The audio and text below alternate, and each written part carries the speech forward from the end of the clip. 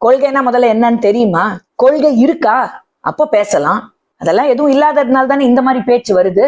திரு விஜய் அவர்கள் 10வது 12வது மாணவர்களுக்கு எப்போதுமே அந்த ஃபங்க்ஷனை நடத்துவார். இது ஒன்றும் புதுசு இல்லை. அவர் ஒன்றும் இது அரசியலுக்கு வந்ததுக்கு அப்புறம் அந்த ஃபங்க்ஷன் அவர் நடத்துறது இல்ல. பல ஆண்டுகளா அதை நடத்திக்கிட்டு வர்றாரு திரு விஜய் அவர்கள்.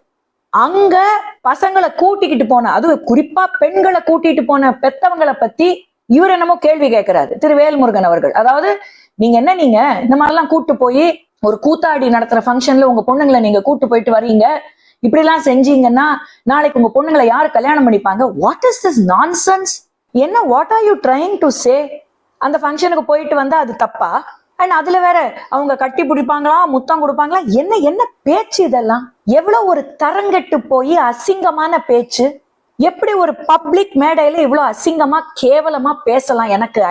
எனக்கு கோவம் வந்துடுச்சு இதை பார்த்துட்டு. அது என்னங்க, எப்ப பார்த்தாலும் சினிமாக்காரங்க கலைஞர்கள்னா கேவலமானவங்க, அவங்க இப்படித்தான், அவங்களுக்கு வேற விவசாயே கிடையாது, சம்பந்தமே இல்லாம. உங்களுக்கு விஜய் மேல பிரச்சனை கொள்கை ரீதியா இருக்கா? கேள்வி கேளுங்க.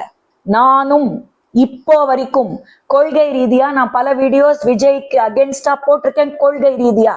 ஆனா திவ்யா சத்யராஜ் எபிசோடா இருக்கட்டும், இதுவா இருக்கட்டும், இந்த பர்சனல் அட்டாக்ங்கிறது அசிங்கம். என்னது இது? அவரு என்னைக்குமே இந்த மாணவர்களுக்கு இந்த ஃபங்க்ஷன் நடத்துறது வழக்கம். அதை போய் இவ்வளவு கொச்சப்படுத்தி கேவலப்படுத்தி யாரை சாட்டிஸ்ஃபை பண்ணணும்ட்டு இந்த மாதிரி ஒரு ஸ்பீச். என்ன இன்னைக்குதான் புதுசா விஜய் இந்த ஃபங்க்ஷன் நடத்துறாரு? உங்களுக்கு தெரியாதா இத்தனை வருஷமா அவர் நடத்திக்கிட்டு இருக்கிறது?